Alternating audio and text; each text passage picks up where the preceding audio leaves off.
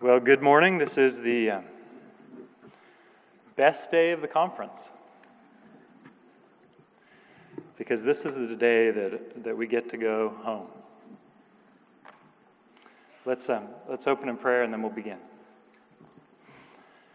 Father in heaven, we come before you this morning in Jesus' name, and we are grateful to be able to speak to you. Thank you for being our God and for calling us your children. And we pray that you would grant us wisdom, pray that we would use our time wisely, pray for your hand of blessing upon our schools and our teachers, and we commit these things to you in Jesus' name. Amen. Well, I want to begin by following up on something that Doug said yesterday when he was describing NSA's new slogan. And if you were like me, I kind of did a double take at the NSA table as I left the talk to see if the new anatomical term had been added, and it has not. But I want to talk to you about naming things and shaping school culture through words. And for me, this started, it's about a year ago. I was sitting in a summer league volleyball game just east of Moscow. There's a little school called Troy High School. It's a public school. And I was sitting watching my daughter play a summer league volleyball game, and I looked over to my right, the right-hand wall, and there's this kind of comic book Trojan guy breaking through the cinder blocks on the right-hand side. They're the Troy Trojans. And then across the gym in huge font was the slogan for the school, and it said, "Pride, Honor, Tradition." And I looked at that, and I'm looking at those enormous words, and I looked at their volleyball team, and I thought, I wonder if you can tell. I mean, I wonder if you can see pride, honor, tradition in those kids, in the athletes that were playing. And I couldn't really. I mean, it didn't seem like it really clicked, and those terms don't really have a really sharp tip on them, so it's hard to know, what you're looking for there. But it did make me wonder, what about our school? If someone came and sat in your gym and watched your kids play volleyball or basketball, or even just sat in a classroom and watched the third graders for an afternoon, and then you met with them afterwards and said, what 3 words typify the experience that you saw? Describe our kids in 3 words. Would it be pride, honor, tradition, or what would they say? And I wasn't sure. When I thought of our mock trial program, Chris Schlecht, some of you heard Chris speak this weekend. He's our mock trial coach and has been for years and years, and he's doing an amazing job with the program there. There are some real highlights, and there are some amazing things going on with volleyball and super things with with lacrosse as well. And we had high points, but nothing that really tied them together. And we realized that we didn't have a vocabulary that provided continuity for all of our extracurricular programs. And so what we decided to do is we had a meeting. Every year before school starts, we invite the teachers over to our house, and we have a picnic and just kind of a kickoff thank you for your work and welcome to the school year. And we decided that the hour before that meal, we were going to have all of our coaches come, invite them all to come and sit around the burn pit and talk through this issue of naming. Naming virtues. What are our core virtues that we're shooting for in each of our extracurricular activities that we have? And so we talked about it a little bit, passed around papers, and I had coaches jot down, what are we looking for? We want kids who are thankful. We want kids who give 100%. We want kids who are teachable, who listen, who follow instructions, all these different things. And it was interesting, as the responses came in and I categorized them, they were all pretty similar and all fit under basically 3 different categories. And Chris Schlecht is the one who really articulated it the best. What we were shooting for was 3 things, and it was gratitude, sacrifice, and excellence. And everything that the coaches turned in fit in under one of those three categories. And so we thought that's what it's going to be. We put a sign up in our gym, and we're going to say, what you're going to see here in this contest, whatever the event happens to be, and it may be a drama production, but you're going to come in, and what we want to self-consciously produce in our students and demonstrate in our teachers and our coaches is three things. It's gratitude, it's sacrifice, and it's excellence. And so we did that. We made a sign, put it up in the gym, and I started thinking through how to connect that to our teachers and our parents and our students so that we all understood those virtues and could exemplify them well. And I wanted our teachers to understand those things. So as we started talking through why we had chosen those and why those are our goals, we realized that those aren't just the virtues that we want to see in a basketball game. We want to see our first graders exhibit those things and our 11th graders exhibit those things. And so it really was the sort of thing where we started the conversation in extracurricular activities, and then it ended up encompassing the entire school. So we decided we want those virtues to be demonstrated throughout all that Logos School does, in the classroom and outside of it. And in a lot of ways, it's branding. Those of you who are in business, you realize that you're branding outward, right? You're communicating to people that may be customers of yours or families that are already there, and you want them to hear the message and see the message. But for us, it was branding in as well, because they were three plumb lines that we held up, and we could hold up to our own activities that we were doing to see if we were straight, if our wall was straight according to those plumb lines. And they were the sort of thing, your school should have a vision statement. That's really important. Ours, when we look at just the vision statement for our students, there are 26 objectives that we have for Logos graduates. And that's too many to see through for me. I can't keep track of them all at the same time. But if you give me three things, I can keep track of three things, and I can see through those three. And so that's why this has been helpful to us.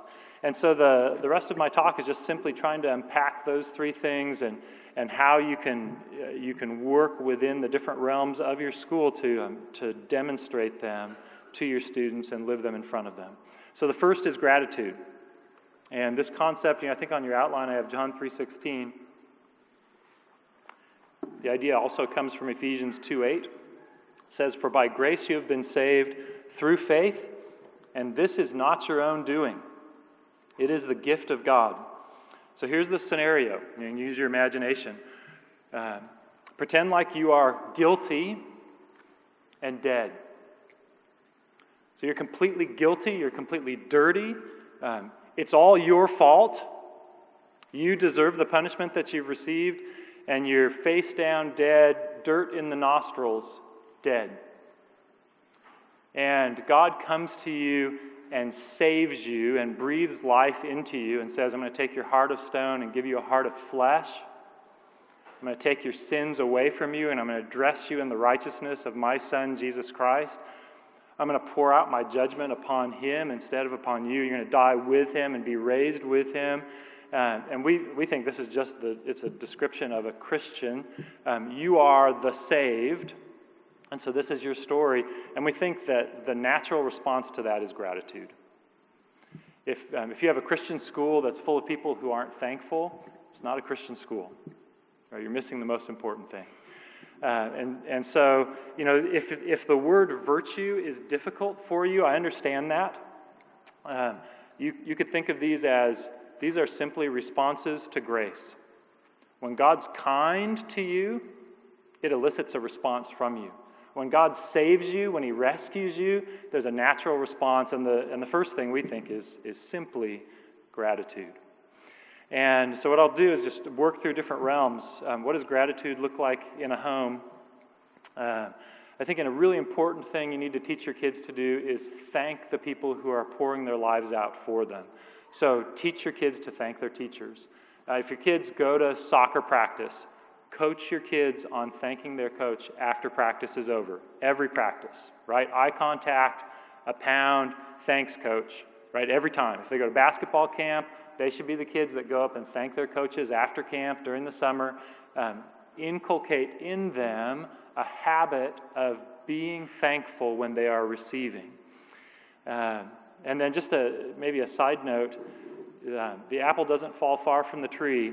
If you want to know whether you're thankful, one good litmus test or mirror is to simply look at your kids, right? So if you're an administrator or a teacher, look at how your kids see your school, and many times that will reveal your demeanor toward your school in a way that is maybe easier for you to identify than it is just looking at yourself. The way that you talk about your school is the way that your students, your own children at home, will think about that institution. And if they are cynical, if they're hardened, if they're skeptical, they probably got it from you, right? So if you see that in your kids, you think, why don't my kids appreciate this work that I've invested my life in? Many times it's because you've shown them how not to. So use your own children as a mirror for yourself, and lead by example in this area. What about students? We had secondary students years ago who started a tradition at Logos School of simply thanking their teachers after class, right? So these were, I think they were 10th graders who started it, and we're talking about 8 or 9 years ago, where there were 3 or 4 boys who, after every class period, as they're walking out the door, made eye contact with their teacher and said, "Thank you, Mr. Struble. Thank you, Mr. Struble. Thank you, Mr. Struble." And then after those 3 or 4 boys had done that a few days, pretty soon it was 5 or 6 kids in the classroom, and then it was a dozen kids or 15, and then by the end of the year, we had 20 kids in that class thanking their teacher 7 times a day, at the end of every class period. And the thing that we realized, that wasn't our program, right? It wasn't something that we taught and trained and blessed and cursed if they did it or didn't do it, whatever it happened to be. The students just started doing that in the secondary. And one of the fascinating things to us was it changed our teachers because it made them see their job differently. And one of the most striking things, when I hire a new secondary teacher, so 7th through 12th grade, they think classical Christian schools are amazing, and Logos is, it's a great place to work. But the thing that strikes them the most is all the thank yous that they receive after every class period. And it makes them realize that they're a giver. And it reorients them at the end of every period, you're a giver. Right? You're here to give yourself away, and these students are recognizing it. But it also has an effect on the people who are thanking as well, because they just received a final exam today, and then they're thanking their teacher for it on the way out. And it trains you to be grateful for what you're receiving, instead of evaluating whether you liked it or not. Was this entertaining to me or not today? And a lot of us, parents and kids, we go through life, school included, as though it's a movie, and we evaluate it based on whether it was fun or how much entertainment we derived from it, instead of realizing the gift that we're receiving and responding appropriately. So when those secondary kids started, we saw it and we grabbed hold of it and said, we don't want to lose this as this class goes away. So we teach our elementary kids. We've got an assembly saying, and assembly sayings are it's like a catechism sort of a thing that I do with the students after assemblies, after elementary classroom plays. One of our assembly sayings is, I'll say, after class, and the elementary kids will say, "Thank your teacher, thank your teacher, thank your teacher," right?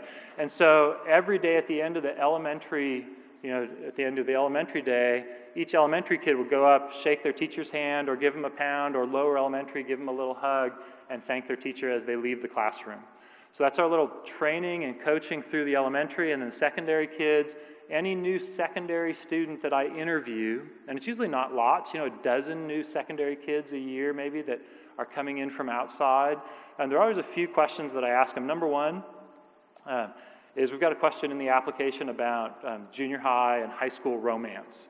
It says something like, some people think that junior high and high school is the time to begin romantic relationships. What are your thoughts about that? Okay, we just ask them to respond. And then I'll bring that up in the parent-student interview.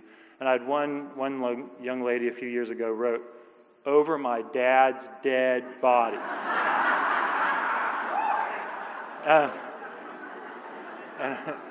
And I said, we have a lot in common. Really good answer. She just smiled. Super confident and calm and gracious. And but so we talk about that, right? That's always a question that we bring up. And then after, there's always a bunch of try to get to know you. What are your strengths and weaknesses? Generic sorts of things. But toward the end of the interview, I'll look at the secondary kid, and the parents are there, and I'll say, if I accept you to Logos School, are you committed to coming here every day and making this school better? And they usually look at me like, and I'll say, it's usually not rescuing a baby from drowning. Right? I mean, guys are always looking for that chance to save the school. I'm going to make it better today. And I'll say it's usually, they're pretty normal, it's kind of mundane sorts of things, like if you sit up straight and tall in your chair during class and you pay attention to your teacher, do you think that's going to make our school better? I go, yeah. I'll say, if you do your homework and you do your best work, do you think that's going to make Logos School stronger? I'll say, yeah. And I'll say, if you're at the lunch table, and you're talking to friends, and some friend starts complaining about his mom, I can't believe he got grounded for whatever the grumbling is, and you look at him and you say, you know what? It's just because she loves you. Stop whining, you big sissy.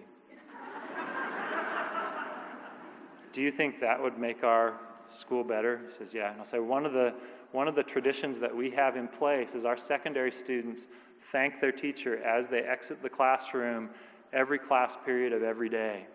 Do you think that would make this place more wonderful if you joined in and did that? I'd say, yeah. And I'd say, part of my job is to make this school as wonderful as I possibly can. Could you imagine if there was a school where there were 400 kids that went to school every day trying to make that place better and better and better? It'd be a pretty amazing place to go to school, huh? And they'd say, yeah. I'd say, are you committed to doing that if I accept you at this school? I'll say, yeah, I'll do that. I'll say, good. Part of my job is to hold you accountable to that. So that's how we're working through, the whole gratitude in our elementary and secondary program. We think it's really important. Another simple little thing, we have worldview assemblies. So once a month, we have a local pastor come in and give a talk to our students. So it may be on entertainment, kind of Christian worldview of entertainment, movies and music and books, or pornography. Have a pastor come in and talk to the kids about that. Or Christian liberty issues, or whatever, honoring your parents, whatever the topic is for that month. And we used to just have the pastor come in and talk, and the students would just sit there and listen and learn as much as they could. And I think it was a board member that suggested a year or two ago, what if they took notes and had a quiz on it afterward? Would that be good for the students? And so we decided to have them do that. So the kids bring paper and pencil, and they are writing things down as the pastor is talking to them. And the thing that we realized is it was a form of gratitude. So in other words, our students, their posture was different because they knew there was going to be a test on this, there was going to be a quiz on this afterward, and they knew that they were going to be held accountable for the material. And it actually was a way for them to thank and respect what was being taught by that local pastor during that hour time period. And it was palpable. So in other words, the speakers came in and they said, I noticed it being different today because the kids are focused. They're sitting up straight and tall. They're writing it down. And then what we do is, in their Bible class, sometime later on that week, their Bible teacher writes up a little quiz, simple quiz, gives it to them. They answer the questions in cursive. Those are turned in and graded, and then they're all given to the principal, and I read them all. And so it gives me a sense for the kind of the pulse of the secondary program. It helps me take the temperature of the students. How are they interacting with the material that's being presented? Helps me check their cursive handwriting. We spend a lot of time in cursive in the elementary, and hours and hours of time. And you will graduate students who don't know cursive if you don't require them to practice it in the high school. They just won't have that skill. They won't be able to do it. And so at the very least, every month, we have students that are answering worldview assembly questions in cursive to review it and demonstrate that they know it. And it was a simple way to demonstrate gratitude toward those speakers that were coming in. Okay, how about gratitude in teachers? Many of you are teachers.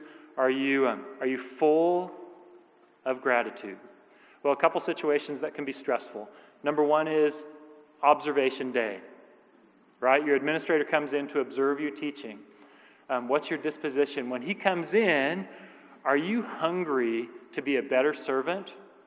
Or are you just concerned, is it just pride? Are you just concerned that he may see something that doesn't go especially well that particular day? Parent-teacher conference, when I used to get pretty stressed about parent-teacher conference day. And we would take a day off of school and have the parents come in for 15 minutes a shot and meet with them. And I remember just being intimidated by that experience. And part of it was youth and immaturity, but a healthy part of it was I didn't want people to tell me that I wasn't doing a great job. We encourage our teachers, have a pad of paper, and if a parent has enough guts to point something out that could be better, thank them, write it down, be hungry to be a better servant. And these are the people that you are serving. If they have an idea that could help you become better at your job, why wouldn't you want to hear that? It's a blessing when someone will actually point something like that out to you. What else? Oh, and teachers. This struck me. It's partway through teaching 6th grade. I remember middle of the 6th grade year, I was in the midst of what could be described as a holy terror of needing to learn the material so that I could teach it to my students. Okay, so it's some people talk about they're learning to teach. I was learning to teach, like learning tonight what I was going to teach tomorrow morning, sort of thing. And it was terrifying and exciting at the same time. It's this motivating force where you better get this material down, or you're in big trouble because you're going to be standing in front of them tomorrow trying to explain what in the world a direct object is. And I'm one of those people who didn't know, right? And I actually had to learn that one in 3rd grade. Teaching 3rd grade Shirley grammar, didn't know what a direct object was, didn't know what a prepositional phrase was, hadn't learned it or had completely forgotten it, whatever the case may be. But I was learning over from scratch in order to present that to my students. But it struck me partway through that first year of teaching 6th grade that I was getting paid to read Shakespeare. And I thought, they're paying me, it's not a lot of money.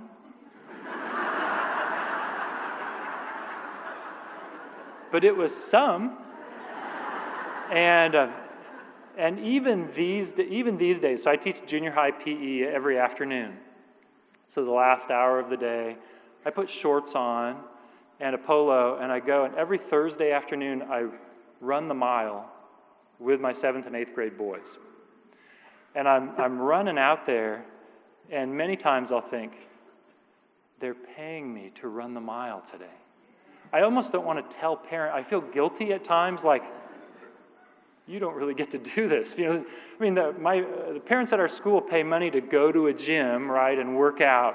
I get paid to do push-ups with my junior high boys every day, and it's just a delight. And if you can't see those moments, you may be in the wrong profession, right?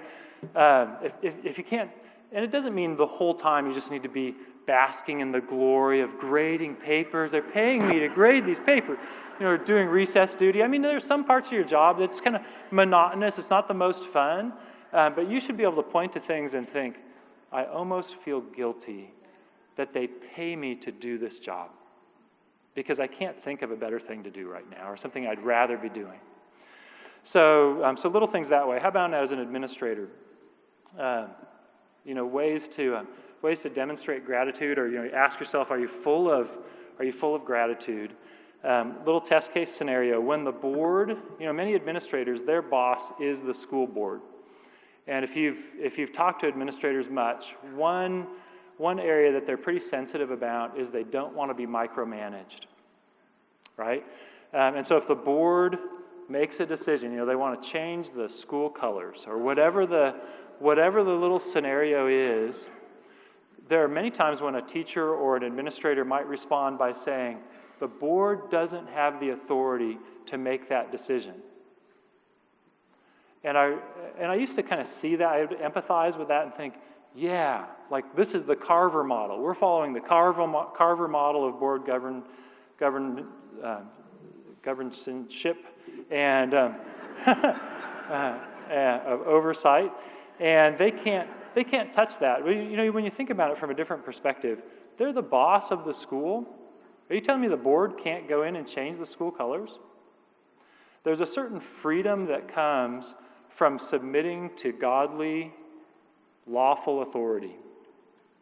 And I think administrators really struggle with getting uptight over maybe their pet program, whatever it happens to be.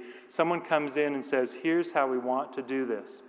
And maybe they should have done it differently. Maybe they should have asked your opinion before giving you a command. But as an administrator, you need to know the difference between someone asking for advice and someone giving you a directive. I mean, you have a number of people that are underneath you that you give directives to. And just imagine how you want them to respond when you make that particular call. If the school board comes in and says, here's what we want it to look like in our school, and they're asking you to do something that is morally right, you know, it's fine. Your response should be, yes, sir, and then make it happen, right? Make it successful. And sometimes we're tempted to be different than that. Other little delightful things, you know, as an administrator, part of your job is to be everywhere all the time, or at least make it look like it, right? So you get paid to hang around lots of the time. Other people on campus, that's not their job. If the janitor's hanging around, there's a problem, right? But as an administrator, your job is to be present. So when people are coming into the school, you should be there. As they're leaving the school, you should be there. Parents should think, is he always in the auditorium all day long? You say, it should look that way, right? And you've got lots to do, I understand that. But you can't just be cloistered away in your little office tapping on your keyboard the entire time. You've got to be everywhere all the time. And what that means is strategically place yourself in spots that are high frequency. You know, people that are coming by, they need to see you all the time. And part of your job is to love that. Sacrifice. Oh, so for gratitude, you know, another assembly saying, it was a big deal to me that our elementary students knew what that sign meant in the gym. I didn't want it to be hollow words that didn't connect to our student body.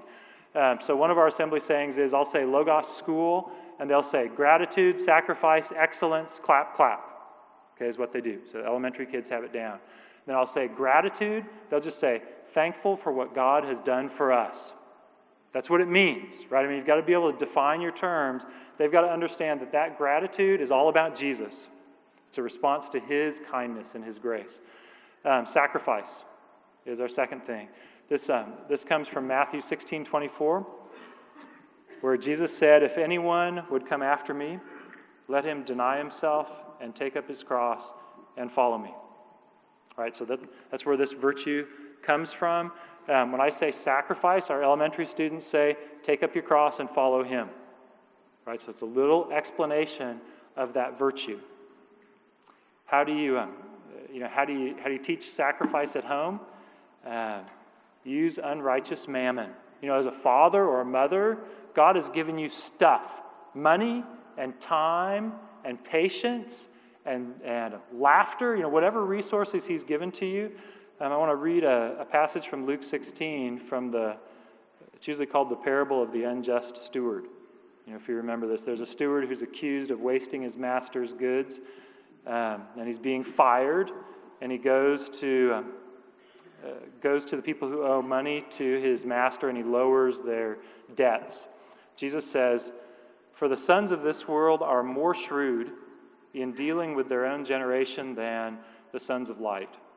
And I tell you, make friends for yourselves by means of unrighteous wealth, so that when it fails, they may receive you into the eternal dwellings. One who is faithful in very little is also faithful in much. And one who is dishonest in a very little is also dishonest in much. If then you have not been faithful in the unrighteous wealth, Who will entrust to you the true riches? And maybe the short takeaway from this is dads in particular must be magnanimous. This is something I learned from my father. Magnanimous just means bigger than the moment, right? Whatever, and you could rephrase it. Administrators must be magnanimous. You might ask, bigger than what moment? The answer is yes. The moment that God has put you in. Teachers must be magnanimous. You've got to be bigger than the moment. And so open-handed.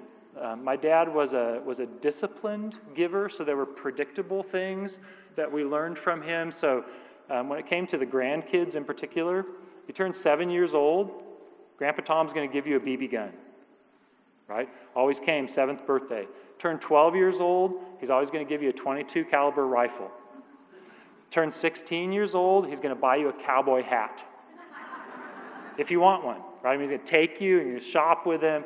And they were little benchmarks in his grandkids' lives that demonstrated in a disciplined way that he was like this, right? He was giving to them all the time. But he was also he was a giver in spontaneous ways as well. And whenever my brother and I would buy, what we would call a new car, which was old, 20 years old, we'd buy a car. He was the one who, when the alternator went out, he'd buy a new one. Or it needs new windshield wipers, and Dad would always buy the windshield wipers. Or the battery goes out, and he would do that.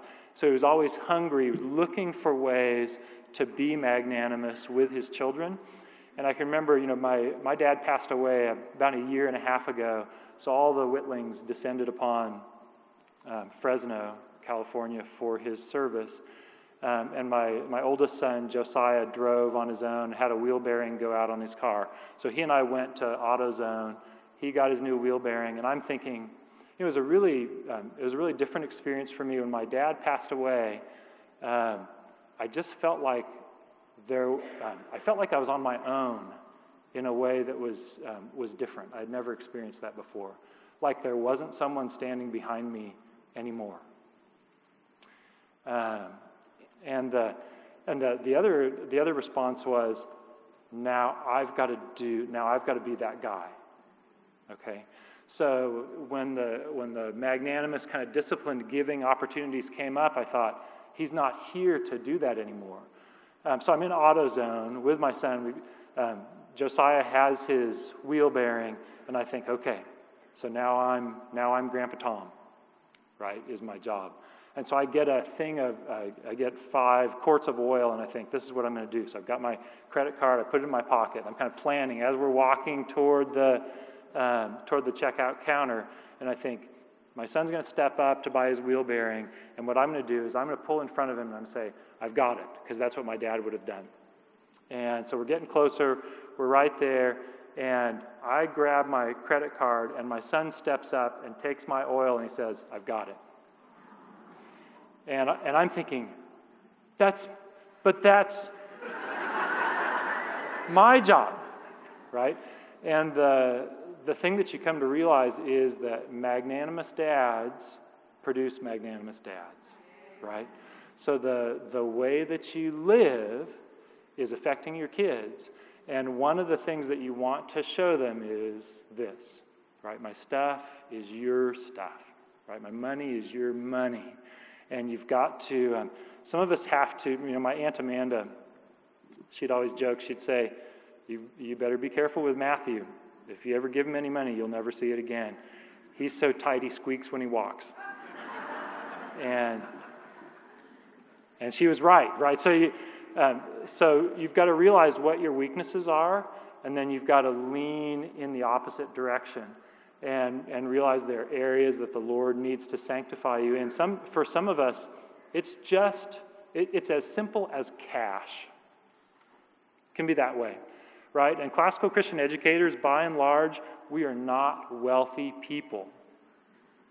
I'm like you. I understand that.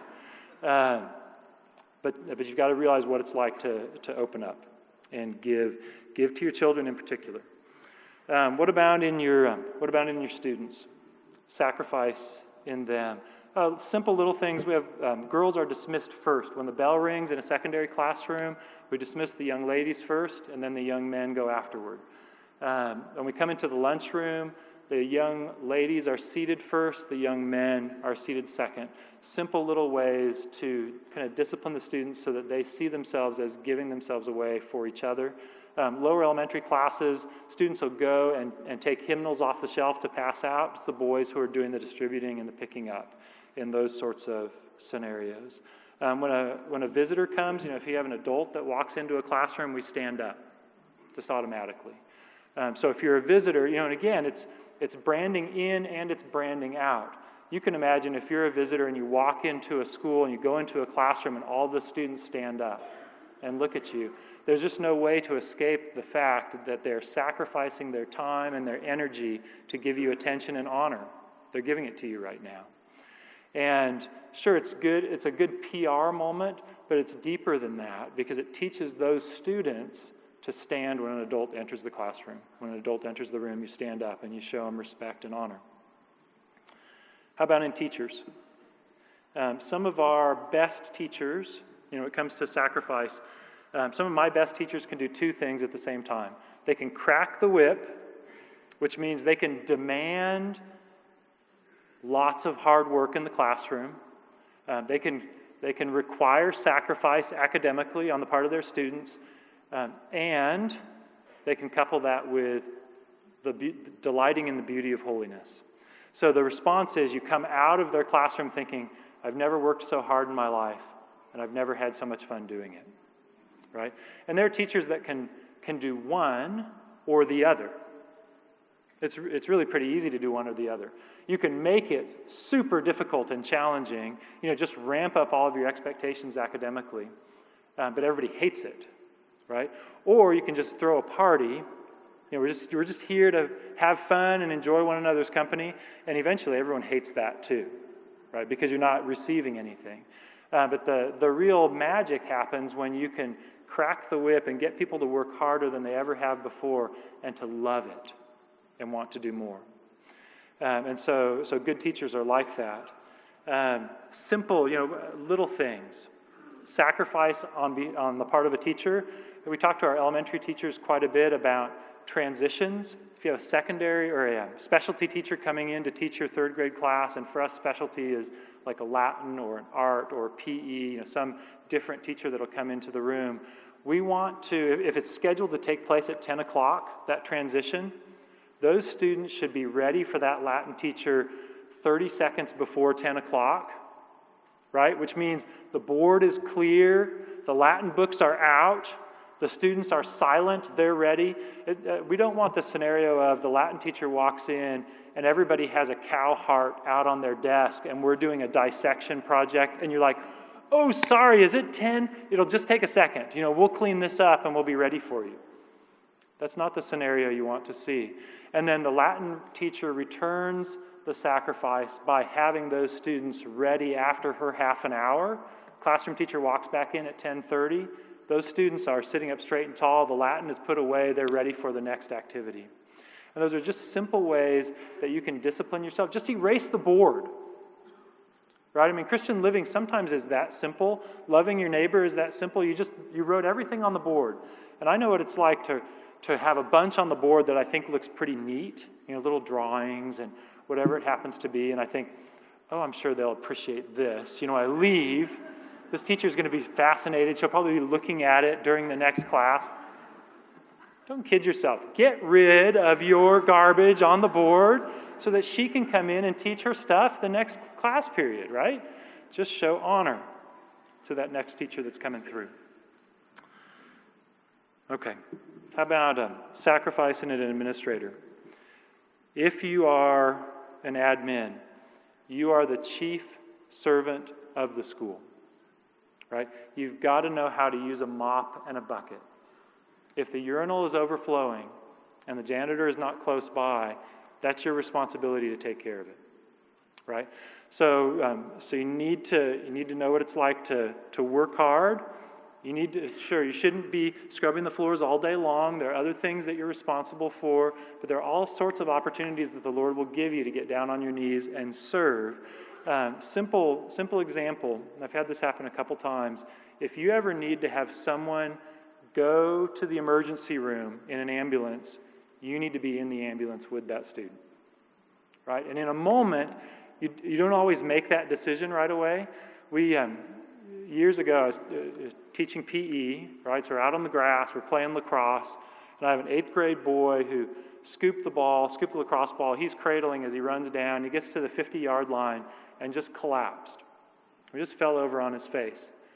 And the ball went out. Somebody else scooped it, and they continued to play. And I thought, he'll be fine. He'll get up. And so I was watching what took place downfield. And I looked back over, and he was still face down in the grass. And he's a pretty tough kid. So I walked over to him and said, "Hey, how you doing?" And he's grabbing his hip. He said, "My hip, it just really hurts, Mr. Whitling." And he's trying to turn over. And so I bent down. I had one hand underneath his knee and then one hand kind of supporting the rest of his thigh. And as I turned him over, my 2 hands went like this. And it was one of those moments where you just go. I said, Paul, let's just have you stay right here. Because I thought his hip was out of joint. I wasn't looking at his femur, right? And he had snapped his femur. And you think, how in the world? We had a tumor years ago that had been taken care of, but there was a hollow spot in the bone. And what happened? We just put a little too much pressure in that particular, he was just running and just snapped it. So you're calling 911, right? And trying to figure out, okay, we've got some students here. When you send a kid to the emergency room, just get in the ambulance. Go with him. His parents are not going to be there that quickly, right? And when they show up to the emergency room, you can hand the baton to them at that point. But you've got to be ready kind of in a moment to respond that way. Okay, so gratitude, sacrifice, the last response to grace that we're focusing on, trying to name, is excellence. And this comes from Colossians 3:23, where we find, "And whatever you do, do it heartily, as to the Lord and not to men." And so what we're looking for here is grace-powered excellence. Maybe one way to look at it is anytime you do something in any endeavor that you put your hand to, there are at least 3 elements or 3 factors. There's you, when you're trying to do the thing. There's the activity that you're trying to accomplish. And there's the Lord. Right? And those are the 3 factors that you're always thinking about. Again, back to junior high boys PE. We run the mile every Thursday. So Thursday, we run over to the Chipman Trail. We're going to run it. We go half a mile there and half a mile back. We're on the starting line, and part of my job is to try to give a pep talk to my junior high boys to try to get them to PR, right? And that's an important part of my job, is to get them to work harder this week than they did last week, to run faster this week than they did last week. And so you've got little things that you say, and because I know that the majority of their time is here. When you're running a mile, it's all about how much pain you're willing to endure for about 5 minutes, is really what it comes down to. And it takes place here. So, part of what we'll say is, we talk to them about pain. How much pain are you willing to deal with? How are you going to deal with temptations to slow down? I've got a side ache. I've got a headwind. I've got, there are all sorts of, for boys especially, the sun was in my eyes. This is not a good day. We had an 8th grade meal, in geography. It was Germany week, and I just feel really heavy. And there's 100 things, more than enough excuses to fill the year worth of Thursday miles, right? And so we try to cut through that stuff because a young man gets really good at making excuses. So good that you don't even notice it after a while. You don't even notice the regularity. It is every time. And it's not just the mile either, right? Because it spreads into all sorts of different areas in your life. So, so everybody's on the starting line. So underneath the drip line of the arbor on the trail, and I'm in front of them, I'm looking at them, and I'm trying to figure out, how do I get through these thick skulls today so that they give me their best? And that's all I want when it comes to excellence. And their best is way better than they think it is, right? Because for guys in particular, when they're at about 73 or 74%, they're just like, I've never worked so hard in my life. I'm so tired. I don't know if I could ever do this again. It's so hard. And you're like,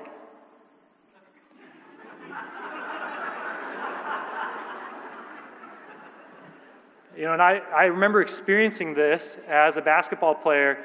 You're running suicides, and you run like 5 suicides in a row, and you're back on the baseline, your hands are on your knees, and all the things that are going through your mind, I just can't.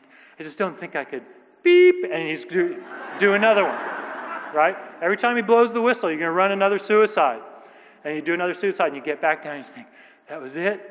I think I'm just going to hit the wall physically, beep, just do another one. And when you think you're just about done, you're probably at 70, maybe 80%, right? So we need a coach to show us that, number one. Show us what a wimp you are. Mentally, you're talking to yourself, you're not anywhere close to being dead and done, right? So you've got to have someone stretch you, make you do another 10 or 15 or maybe 20% to show you that you actually were capable of that, just for a realistic assessment of what your abilities are. So anyway, we're talking. And the talk in this realm is, well, there's 3 elements, right? There's you're running this thing. It's not really about your legs. It's here. There's the mile that you have to run. And then there's God.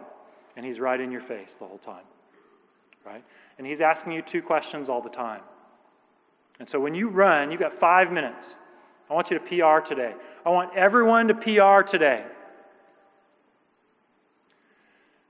We got to the point where we pray. The students are, we do Bible reading, and then a student prays every day as a different kid.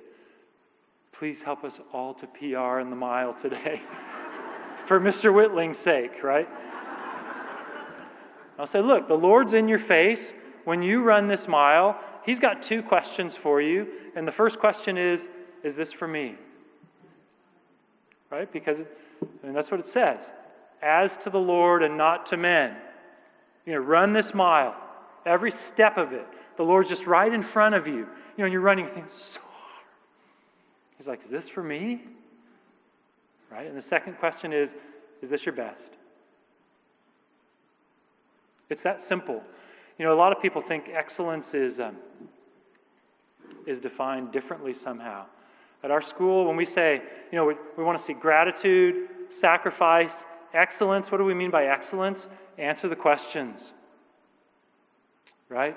As a teacher, same sort of thing. You're teaching through, there's this new lesson, you're trying to prepare for it, you want to do a good job. Maybe it's easier for new teachers to give their best effort. After you've taught for 5 or 6 or 7 or 8 years or 30, I have a 5th grade teacher who's going on, I don't even remember what it is, 34, 35 years in 5th grade. Do you think he's got it down yet? The Lord's right in your face. He's like, is this for me? You say, yes, Lord. Is this your best? That's what we mean by excellence. Is to simply run that mile as unto the Lord. So what about at home? Little things at home. I think that you need to teach your own children at home, and sometimes administrators can help coach and encourage parents in this. They need to know the difference between being a faithful time manager and a perfectionist. Right? So, when you talk about doing your best, perfectionists get that. But we have enough balls in the air where you cannot overemphasize one area and keep all the other balls in the air. Right? We have many responsibilities as people. And this game that we play of life, it is a timed activity, right? I mean, you've got a lot of different responsibilities. Are you supposed to do your best in each one of them? Yeah, before the Lord you are. You've got a certain amount of time. Do your very best in that amount of time that you have. That lesson should be learned in elementary school, right? So that kids, kids that are spending 2 or 3 hours of homework a night, it's usually not wisely spent. It means they're in their bedroom for 2 or 3 hours, and we think it must be diligent work, but you have no idea as a parent. They're not using their time wisely. We think that first grade, 10 minutes, 15 minutes a night is a reasonable amount of homework to do. We think that by third grade, half an hour on average over the course of a year. By sixth grade, about an hour, something like that, is a decent average to shoot for. We know there are special circumstances. Somebody that came into your school at a different grade and they're catching up, or somebody that has a real struggle and they just got to invest in order to survive. And I understand those things, and those are laudable. But they've got to learn to be time managers. And so encourage your students to do that. Do their best in the amount of time that they have. How about students at school? When kids are putting on a classroom play or singing, last night if you came and you watched the kids sing, we're looking for excellence, right? And that simply means answering those 2 questions. Is this for me? Is this your best? And those sorts of things should represent your school well. Boys, I want to talk about boys and penmanship for a minute. Boys need to be told, this isn't good enough. This isn't your best. And sometimes I think they honestly thought it was. Don't have a clue. So you get a writing assignment turned in. 6th grade, I had a young man, he's a bright kid, very sloppy. Turns in a writing assignment. I look at it. I call him up to my desk and I say, so I'm looking at your final draft. I'll say, is this pizza? He's like, oh, sorry. I'll say, did this come from your nose? I mean, that level, right, of quality. And you think, this is not excellence. This needs to be redone. You're going to stay in at lunch today and rewrite this? I want to see your best penmanship on it. It's like, yes, sir, he'll come in. I'm watching him. I can tell it's not happening. Body language-wise. I mean, that sort of thing. I think he brings it up. I look at it, and I think, no food on it. That's better, right? But do you know what these lines are for on your page? I'll say, this start of the sentence is going up, right? I mean, do you see the space between the line and your cursive words? And then, almost like some sort of mathematical graph, now the sentence is below the line. He's just looking at it, and I'll say, do you see this? Right? And he's just like,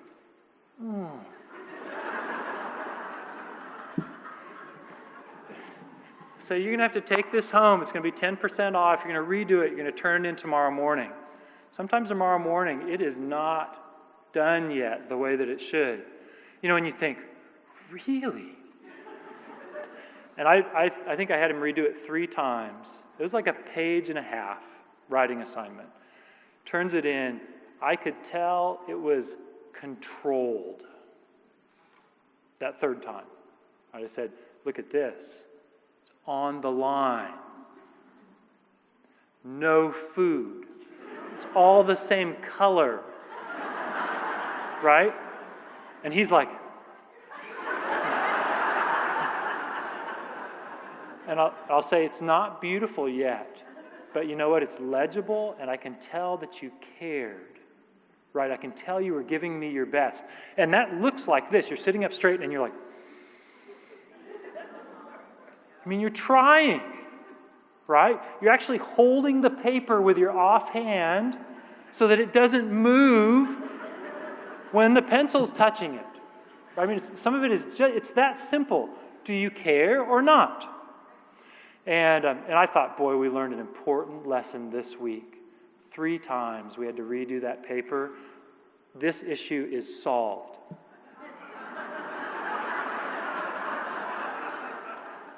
It was not, because the next week, same exact scenario, right? The difference is, though, is that I know what his best looks like. Sometimes you just have to guess. Sometimes you look at it and you just say, this can't be anyone's best. And you hope you're right? You hope you're not provoking him to wrath, because he really was giving you 100% that time. But this one young man, it took 3 weeks in a row of having to redo the assignment 2 or 3 times each, until finally that 4th week, when he turned it in, it was his best. And then you talk to him, just say, look. And he's like,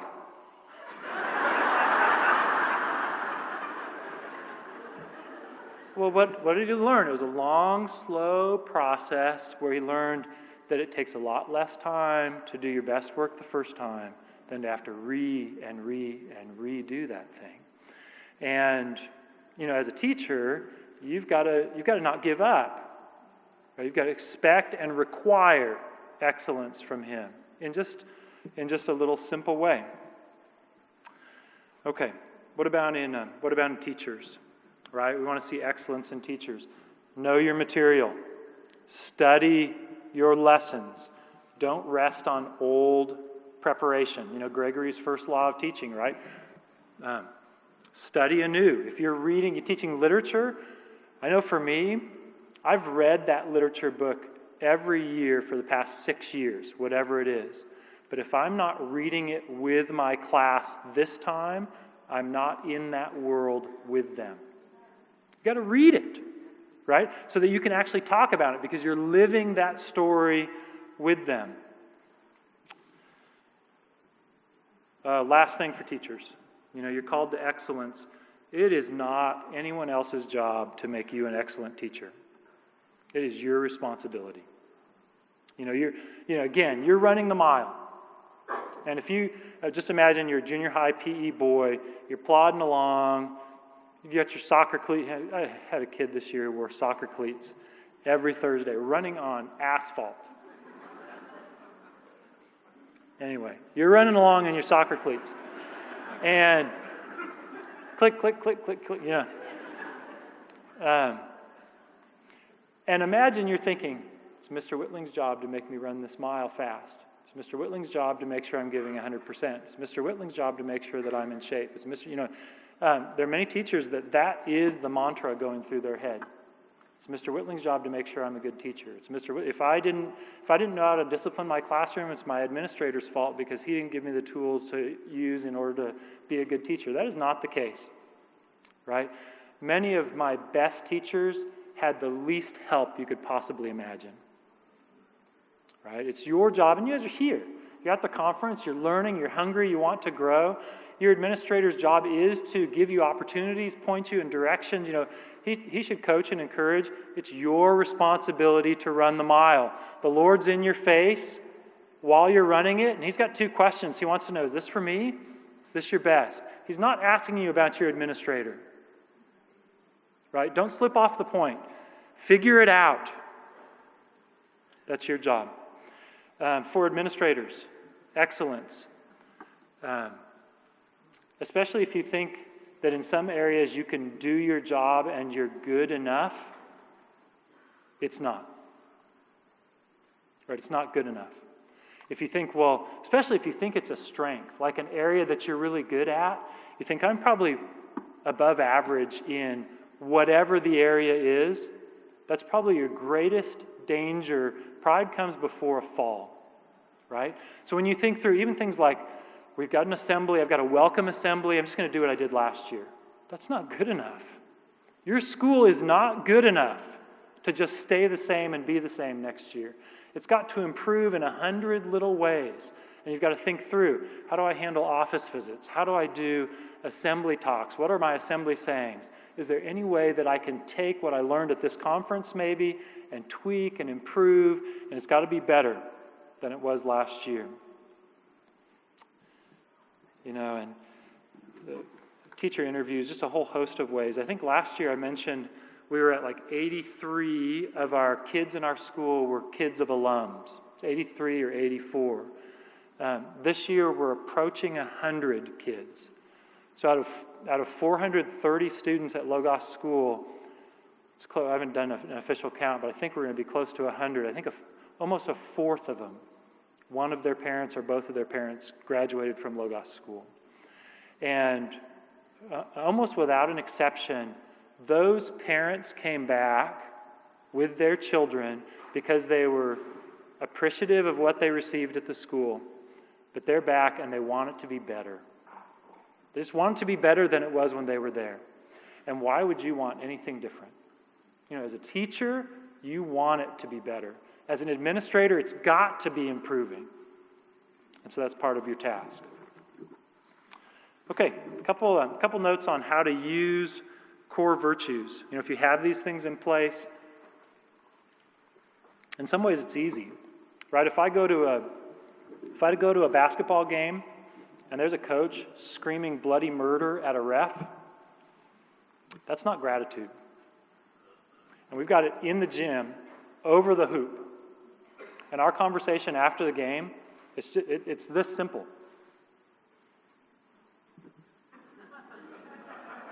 Right? For myself, when I'm coaching and I look up and I see that sign, that's the plumb line. Right? And it's very easy to remember, and you just hold the plumb line up and say, are you thankful? Right? Are you full, as a teacher, are you full of gratitude, or have you become cynical? Other examples. If you see an athlete who's not hustling back on defense, it's not sacrifice. If you see a teacher who's not getting grades into your database when they're supposed to be there, that's not excellence. It really can be that simple. Just go through and say, these are, responses to grace that we're committed to following at our school. And you didn't meet it. Or you did, and you can encourage somebody. Last thing. At the end of the year awards ceremony this year, I talked to our elementary kids. There's always something, right? There's always some kind of talk that I have to do. Either I take a trophy and I take the bolt out of the bottom, and we talk about, how glorious trophies really are on their own, right? Because you can just tip it and it all falls apart. I remember doing that. When I was in elementary school, I received a soccer trophy that I really wanted badly. And I got home and, being a boy, turned it upside down and I saw a nut. 2 nuts, right? So I take the nut off and it just fell apart. And the solid marble base, you could see, was not solid marble anymore. And the central shiny in-between part was like this floppy foil garbage stuff. And the guy on top, the soccer player guy on top kicking the ball, when I held him in my hand, I could tell he was made out of plastic. And it was just like this moment of, it's not as glorious as I thought it was in and of itself. It just represents something. So anyway, there's some talk at the awards ceremony. This year was about gratitude, sacrifice, and excellence. Right? It was our big thing. And I said, my dream come true is someday you're going to come to a volleyball game, you're going to be sitting in the stands, and you're going to have a grandparent with you, or your aunt or your uncle, or whatever it is. You're sitting watching the game, and your aunt or your uncle is going to look up at that sign and say, Logos School. It says Logos School, gratitude, sacrifice, excellence. They're going to look at you and they're going to say, what's that mean? And then you're going to think, this is Mr. Whitling's dream come true. They're asking me to explain the sign, right? And all it is, we talk through. Gratitude is simply thankfully. Sacrifice is simply giving. Excellence is simply my best. And so when maybe it's a second grader who gets asked the question, so what is this gratitude, sacrifice, excellence? What are these virtues over the basketball hoop in the gym? I would want them to just turn and smile and look and just say, we're just thankfully giving our best. That's what we're about at Logos School. Just thankfully giving our best, right? And so the assembly saying grows. So I say Logos School, they'll say gratitude, sacrifice, excellence, clap, clap. Thankfully giving our best, clap, clap. Because if they don't say it a bunch of times, I'll start to forget these things, right? I need to hear it from their mouths. And that's really what we're all about. And the reason why for all of this stuff is pretty simple. We just want God to see it, and we know He does. We want Him to see it. We want Him to say, well done, good and faithful servant. Love this school. Right? That's what you want for your school. It's what you want for your classroom. It's what you want for your home. That's why you should be full of those things. And again, it's not inventing virtues so that we can sound really classical and snazzy and mystical. It's just response to grace. You could say those three things, Jesus, Jesus, Jesus. Right? Thankful for what Jesus has done for us is the first one. Take up your cross and follow Him is the second thing. As to the Lord and not to men. That's what we're all about. Let's pray. Father in heaven, thank you for time. We thank you for this conference and people that are giving themselves away to make us better. We have one desire. We want you to see it. See your people. And we want you to be pleased. And we know that we can't do it on our own. We're not good enough. And so we need your grace to do any part, to even begin. And so we pray that you'd pour out your kindness and mercy upon us, that you'd strengthen our knees, that you'd grant us energy and patience and the ability to do this well in your presence. And we pray these things in Jesus' name. Amen.